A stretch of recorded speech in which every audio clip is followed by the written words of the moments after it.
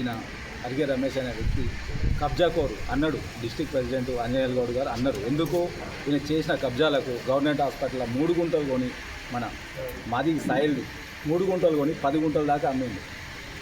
కబ్జాలు 3 లక్షలు ఇచ్చి ఇంత కొని అక్రమంగా చేసుకొని ఇచ్చేసింది. వంజరోళ్లకు మన పూలకు గొడవ జరిగి అందులో 2 గుంటలన్నర ఇట్లా అక్రమంగా చేసిండు. మన కొత్త చెరువు చెక్ డ్యామ్ దగ్గర అసైన్మెంట్ భూములలో జరిగి ఇచ్చేస్తుంది.